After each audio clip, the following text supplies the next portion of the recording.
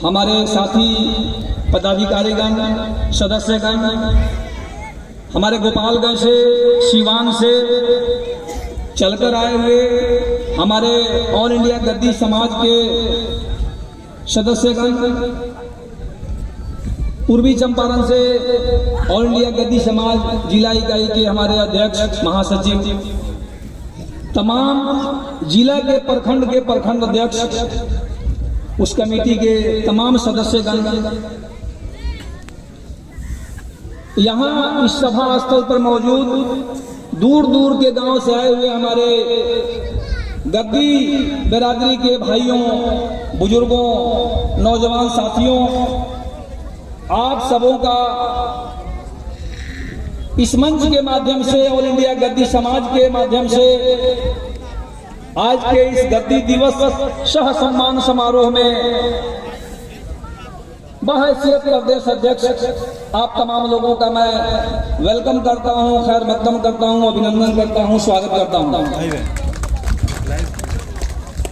यह सभा जो है 11 बजे शुरू हुई है। आप तमाम लोगों ने, खास करके यहाँ के सड़किया टोला और भौरी के, परसा के, इस इलाके के लोगों ने इतना मेहनत करके इस महफिल को, इस सभा को सजाया है, संवारा है। अपनी मेहनत से मैं आप लोगों का भी शुक्रिया अदा करता हूं। इतनी सर्दी के वक्त में भी, लेकिन अल्लाह का शुक्र है आज मौसम ठीक है, लेकिन आप लोगों ने अपना कीमती वक्त निकालकर पूरा दिन इस बिरादरी के नाम किया।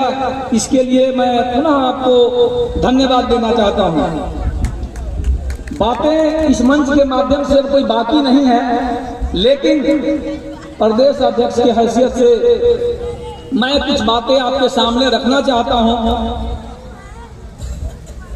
मैं इन सारी बातों से पहले, चूंकि हमारे आज के विशिष्ट अतिथि हमारे नेपाल के भाई हैं और उनका संबोधन भी बाद में हुआ है, तो मैं उन्हीं के बातों से की तायीद करते हुए अपनी बात रखना चाहूंगा। वो जो जिक्र किए हैं नेपाल में संगठन बनाने का, ये बात बिल्कुल सही है। 2011 की बात है, जब आपके यहाँ पाड़ेपुर में मीटिंग कराई गई थी। उस वक्त मैं जिला का सचिव हुआ करता था और वहाँ कमेटी बनी नेपाल में, लेकिन तब के और अब के हालात में बहुत फर्क है। आप तमाम लोग जानते हैं कि नेपाल जो है हमारा पड़ोसी मुल्क है। बेटी रोटी का संबंध है उस राष्ट्र से हमारा।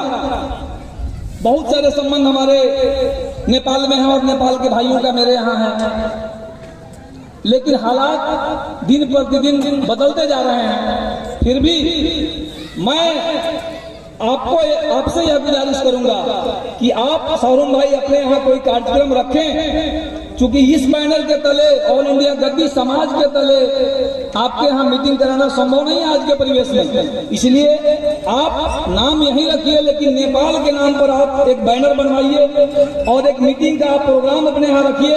इंशाअल्लाह मैं कोशिश करूंगा कि बिहार और बिहार के जिन जिलों में अपने बिरादरी के लोग हैं, बासौ लोगों की एक बहुत बड़ी जमात आपके साथ होगी। मैं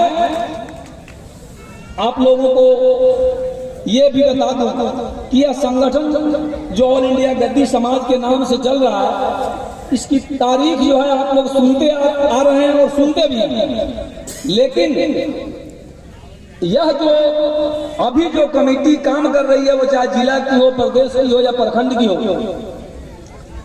इस कमेटी के, इस संगठन के माध्यम से जो महज 2008 में 2-4 गांवों से शुरू हुई, 2-4 गांवों के बुद्धिजीवियों ने इसको शुरू किया। आज उसका नेटवर्किंग मुझे कहते हुए गर्व हो रहा है इस मंच के माध्यम से। उसकी नेटवर्किंग जो है 130 गांव नहीं चंपारण के, बल्कि आपके बिहार का जो बाकी 4 जिले हैं, वो सीवान है, गोपालगंज है, सासाराम है, भभुआ है, और चंपारण का ही वह हिस्सा जो उस वक्त हम लोगों से अलग थलग था, मधुबनी का, धनहा का और ठकराहा का, वहां तमाम के तमाम लोगों से नेटवर्किंग कर दिया गया, जोड़ दिया गया। भाई आपको जानकर भी अपार खुशी होगी कि हम लोग का एक नेटवर्क सोशल मीडिया पे भी काम करता है, व्हाट्सएप पे भी काम करता है। व्हाट्सएप पे भी एक बहुत बड़ा नेटवर्क है। मैं खास करके अपने नए साथियों से यह गुजारिश करूंगा, क्योंकि जमाना सोशल मीडिया का है, मोबाइल का है, आप इसका इस्तेमाल करें। और ऑल इंडिया गद्दी समाज का जो 2-3 ग्रुप है, आप कृपया उससे जुड़ने का कोशिश करें। आप जुड़ेंगे तो इस मंच से ज्यादा फायदा आपको उससे होगा, क्योंकि इस बिरादरी के अंदर, जैसा कि जहांगीर साहब ने कहा भी, ये बात हकीकत भी है कि एक वो जमाना था जब बोलने वाले लोग मंच पे खड़ा नहीं होते थे, भाई क्या कहेंगे, बोलने का ढंग, ये नहीं कहेंगे ढंग नहीं था, लेकिन बोलने में कतराते थे, वैसे लोगों की तलाश होती थी। लेकिन आए तो किनको पीछे रखा जाए, किनको आगे रखा जाए, सोचने में आदमी सोचता है भाई किनको बुलाए, किनको नहीं बुलाए। और ऐसे ऐसे लोग हैं जिनको खड़ा कर दिया जाए तो हमको लग रहा है कि वो एक एक पॉइंट पर बोलते रह जाए। अल्लाह ने इतनी सलाहियत बिरादरी के अंदर दे दी है, इतने सलाहियतमंद लोग, चाहे वो दीन के मामले में हो, चाहे वो दुनिया की पढ़ाई के मामले में हो, ऐसे लोग पैदा हो गए। तो इन सब का समझ यह है कि आप अपने बच्चों को, बच्चियों को ये जो ऑल इंडिया गद्दी समाज का जो ग्रुप है, व्हाट्सएप ग्रुप से जोड़िए। उसमें इस ग्रुप के माध्यम से बहुत सारी आपके बच्चों के पढ़ने, संवरने, आपके आगे बढ़ने का तौर तरीका आपको मिलता जाएगा। बताने वाले एक्सपर्ट इसमें हैं, बहुत सारे लोग हैं, विद्वान हैं, और आए दिन का अपडेट बिरादरी में कब कहां क्या घटना हो रही है वो सब आपको मिलता रहेगा।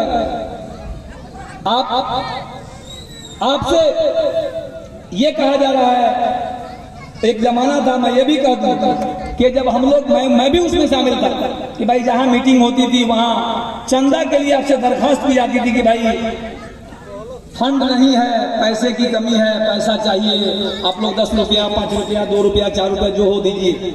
लेकिन आज मुझे गर्व हो रहा है, जैसा कि बरकत साहब ने कहा कि कंबल का वितरण, हेल्थ कैंप, पिछले 2 सालों से इस तरीके का जो कार्यक्रम हो रहा है, और एक पैसे का रिक्वायरमेंट कहीं नहीं होगी, किसी से किया जाता है कि भाई आपको चंदा देना है इस कार्यक्रम के लिए, या वहां जाने के लिए, या वहां और व्यवस्था करने के लिए। भाई देने वालों की बिरादरी में कमी नहीं है, जो लोग जुड़े हुए हैं सब लोग अपना तन मन धन खर्चा करते हैं, अपना वक्त लगाते हैं। व्यस्त लोगों से व्यस्तम लोग इसमें हैं, जो लोग प्रोफेशनल लोग हैं, अपना कीमती वक्त दे करके आपकी समस्याओं के लिए रात के 10-10 बजे तक कॉल ग्रुप के माध्यम से जूम मीटिंग करके आपके और आपके बच्चों, हमारे बच्चों के भविष्य के लिए सोचते हैं। तो हमारा और आपका यह दायित्व है कि हम और आप उसका लाभ लें, ताकि हमारे लोगों का समय जो है वो व्यर्थ न जाए, जाया न जाए।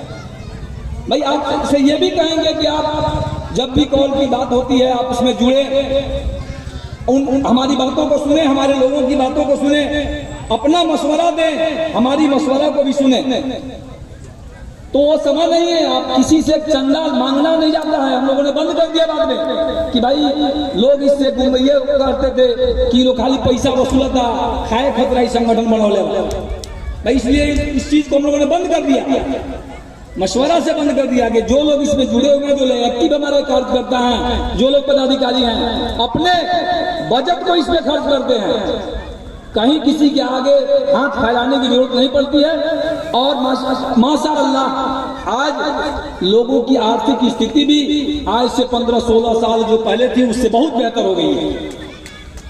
ये जानकर आपको खुशी होगी, ये जो आपका कार्यक्रम हो रहा है ये लाइव है, पूरा देश इसे देख रहा है। मैं एक चीज और आपको बता दूं, आज ही शाम को 8:30 बजे अभी आया था हमारे राष्ट्रीय अध्यक्ष जो दाऊद अहमद साहब हैं, जो पूर्व MP और MLA भी रह चुके हैं। उनका एक मैसेज मैं देख रहा था अभी 8:30 बजे रात में वो जूम मीटिंग करेंगे। लिंक उसमें दिया हुआ है ग्रुप में, जो लोग जुड़ना चाहेंगे 8:30 बजे राष्ट्रीय स्तर पर जो कार्यक्रम होगा उसको सुनेंगे। एक चीज और इसमें मैं आपको बता देना चाहता हूं कि आप तमाम लोग जहां भी जाएं, जहां से भी आए हैं, ये संदेश लेकर के जाएं। भाई 2-3 चीजें ऐसी है जिसको हम लोग नहीं उठाना चाहते, लेकिन मंच है, लोग कोई ना कोई कह देता है, हम लोग उसको टच नहीं करना चाहते। जिसमें सबसे बड़ी कुरीति एक जो दहेज है, जिसका जिक्र हमारे बुजुर्ग लोगों ने किया है या पहले वक्ताओं ने किया है, हम उसको छूना नहीं चाहते हैं मंच के माध्यम से। चूंकि इस बिरादरी में जितने ही हमारे और आपके साथ देने वाले लोग हैं, उससे बढ़ चढ़ करके हमारे पैर खींचने वाले लोग भी हैं। वरना आज हमारी और आपकी हालात ये नहीं होती, इससे और बेहतर हो गई रहता। आरक्षण की बात पर मैं आपको चंद शब्द बता दूं। आरक्षण के मामले में बुरा नहीं मानेंगे यहाँ के यदि कोई लोग होंगे तो। हम लोगों ने मीटिंग किया और पटना जाने की बात आई। उस वक्त अल्पसंख्यक कल्याण मंत्री आप ही के विधायक हुआ करते थे, यहाँ के क्षेत्रीय विधायक थे, निवर्तमान विधायक खुर्शीद साहब। मैं चाहता हूं कि मेरी ये बात उनके कानों तक जाए किसी न किसी माध्यम से। उनके पास नजीर बाबू, इकराम साहब और हमारे जिला के लोग, उसमें मैं भी था, मौलाना अब्दुल करीम कासमी साहब थे, इनके आवास पर गए थे, मंत्री जी के आवास पर। और बड़ी हम लोग को ये थी अंदर से कि भाई हम लोग, हमारे इलाके के मंत्री साहब हैं, हम लोग की बात सुन लेंगे। और अल्पसंख्यक विभाग भी संयोग से उनके पास था, लेकिन उसका 1% भी उन्होंने हम लोगों के ऊपर तवज्जो और हमारी बिरादरी के ऊपर तवज्जो नहीं दिया।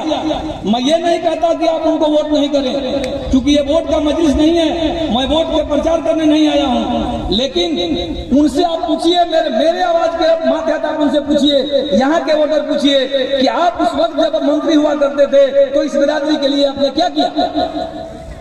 यह हक बनता है हमारा और आपका उनसे पूछने का।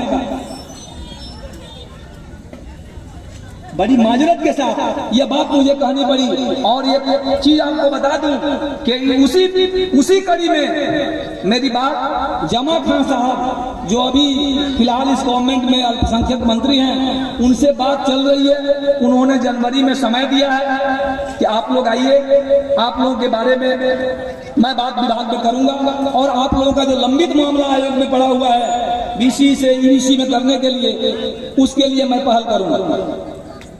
तो इस तरीके की बात हम अपने लोगों का सहयोग नहीं करते। मैं ये कहना मेरा कहने का मकसद ये था कि हमारे क्षेत्रीय जो चुनाव होते हैं, विधायक का हो या उससे नीचे हो, हम दूसरों का तो बहुत मदद करते हैं, लेकिन अपने लोगों की यहाँ बारी आती है, वे लोग मुझे क्या करते हैं, हमको इस पे भी विचार करना है। हम वैसे लोगों के पूछिए कम से कम, भाई हमारे यहाँ के हो, आपके यहाँ के हो, जहाँ के भी हो, कि भाई हम आपके लिए इतना मर रहे हैं तो आप भी मेरे लिए कुछ कीजिए, मेरे समाज के लिए, मेरे बिरादरी के लिए कुछ कीजिए।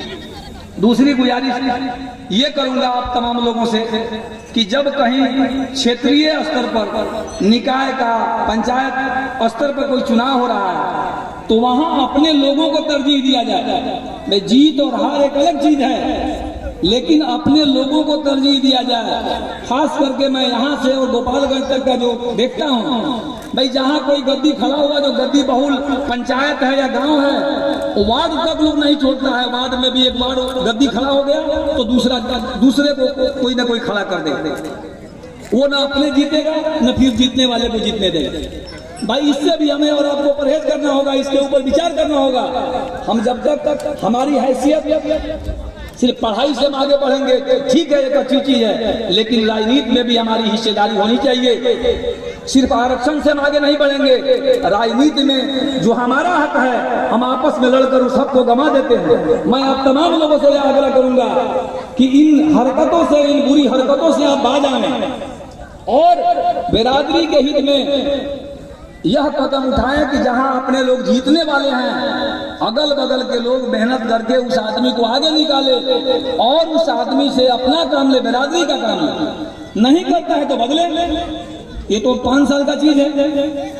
इसी तरीका से वो चाहे पंच हो, मुखिया हो, जो भी पंचायत स्तर पे, क्योंकि हमारा संगठन अभी या हम उतने मजबूत नहीं हुए कि किसी विधायक को एमपी को बना ले, लेकिन एक मुखिया, एक वार्ड, एक सरपंच, ये सब तो प्रमुख बना सकते हैं। हमारे बीच प्रमुख जी बैठे हुए, प्रमुख मधुबनी के रहने वाले हैं। इनके फादर पहले मुखिया भी हुआ करते, नारायण गद्दी, अब ये प्रमुख है। प्रमुख तो बहुत सारे लोग हैं, लेकिन कोशिश ये हो कि हमारे अंदर से कोई प्रमुख भी आए। अल्लाह ने हैसियत भी दे दिया है बिरादरी के अंदर। आप बीडीसी निकालें और उसके बाद हम दूसरों के लिए अपना वोट जो देते हैं, अपने लिए अपने वोट को इकट्ठा करें और प्रमुख बने, मुखिया बने। जहाँ के लोग मुखिया बनने वाले हैं, एक बहुत बड़ी आबादी पचमुआ में रहती है, लेकिन आपसी इंतजार की वजह से जहाँ सारी सीटें अपने बिरादरी के पास होती थी, वो सारी सीटें अपने हाथ से चली गई।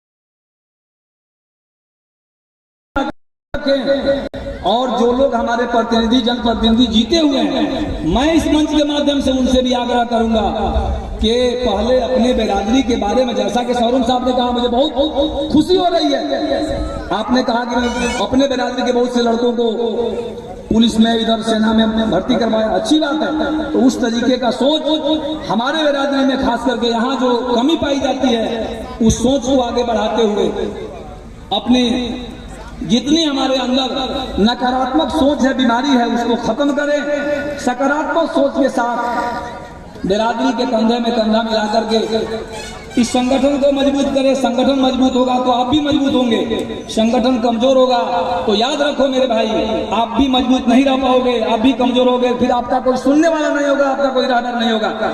और विनोद ने ये बात सही कहा कि इस दौर में आप यदि संगठन का साथ नहीं देंगे, सहयोग नहीं करेंगे, तो आने वाली पीढ़ी आपका जो है वो इससे कोसों दूर हो जाएगी और फिर इसको समेटना और इकट्ठा करना, एक मंच में लाना बहुत बड़ी चुनौती होगी। इसलिए यहाँ जितनी बातें सुनी गई हैं, हमारे जितने वक्ता लोग बोले हैं बिरादरी के, सब लोग बिरादरी के ऊपर ही अपना फोकस किया है। यहाँ से यदि किसी आदमी से कोई चूक हो गई हो तो उसको माफ करे, और कोई निगेटिव बात कोई कह दिया हो तो उसको छोड़ते हुए पॉजिटिव बात को लेकर के, जो हमें और हमारे समाज को आगे बढ़ा सके, उन बातों को लेकर के यहाँ से संदेश जाए, अपने घरों तक पहुँचाएं और अपने बच्चों को, बच्चियों को तालीम के मामले में जितना हो सके, जैसा कहा गया कि कम खाइए, छप्परों के अंदर रह लीजिए, लेकिन पढ़ाई में कोताही नहीं कीजिए। इसके लिए आपने सुना, बरकत साहब ने कहा कि भाई अपने बिरादरी के बच्चों के लिए उनका कोचिंग चलता है, उसमें फ्री, उनका हॉस्टल चलता है, उसमें उन्होंने कम कर दिया। इसके अलावा भी जो जरूरत आपको बेतिया के अंदर या इससे बाहर कहीं पड़ती है, तो बिरादरी के जो हमारे लोग हैं, सबों का नंबर हर जगह उपलब्ध है। आपको जहां इस टीम की आवश्यकता हो, इस संगठन की आवश्यकता हो, यहाँ तक वहां आप इसका इस्तेमाल करें, इससे फायदा उठाएं। सिर्फ हम आपसे फायदा नहीं है, हमसे भी, संगठन से आप फायदा उठाएं। और लोग उठाने वाले लोग आपको बताते, उठा भी रहे हैं। और रांची में एडमिशन के लिए बहुत सारे लोग पैरवी करते हैं, अपने लोग वहाँ हैं। अब तो मैं बता दूं कि यहीं 2-2 प्रोफेसर तो हमारे सामने इसी मंच में बैठे हुए हैं। एडमिशन का मामला है, इन लोगों का अपना रियल कोटा है। आपके बच्चे यदि कम पढ़े लिखे हैं या मार्क्स कम है, ये लोग बराबर तत्पर रहते हैं एडमिशन करवाने के लिए। एक आदमी एमजेके कॉलेज में है, एक आदमी उधर आरा में है, तो दूर है, लेकिन फिर भी वो भी इंशाल्लाह तैयार रहते हैं सासाराम के लोगों के लिए। उसी तरह रांची में भी अपने लोग हैं। भाई एक आदमी है जो बिरसा यूनिवर्सिटी में वो डायरेक्टर है। तो इस तरीका से जब आप जुड़ेंगे तो बहुत सारी जानकारी है, बहुत अपने बिरादरी के बहुत लोग अच्छे अच्छे पदों पर हैं, जहाँ से हमारी मदद हो सकती है। हमारे गरीब लोगों को, हमारे गरीब बच्चों को, कमजोर बच्चों को मदद मिल सकती है। तो इसका फायदा लें आगे बढ़ने की कोशिश करता है, आपसी इंतजार में ना पड़े। इन्हीं चंद बात कहिए या ज्यादा बात कहिए, इन्हीं बातों के साथ मैं पुनः आप यहाँ के इंतजामिया, खास करके भावरी, परसा और सड़किया टोला या इस इलाके के और जो दीगर गांव के लोग इसमें अपना सहयोग किए हैं, मैं इन तमाम लोगों का फिर शुक्रिया अदा करता हूं और आपसे यह निवेदन करता हूं कि आप इस मंच के माध्यम से जो बातें कही गई हैं अपने घरों तक, अपने समाज तक पहुंचाने और इससे फायदा उठाएं, हमें भी फायदा पहुंचाएं, आप भी फायदा उठाएं। इन्हीं चंद बातों के साथ मैं अपनी बात को खत्म करता हूं। जय जवान, जय किसान, जय ऑल इंडिया गद्दी समाज। सलाम। बहुत बहुत धन्यवाद जज जी, मेरे बड़े भैया, आपने जो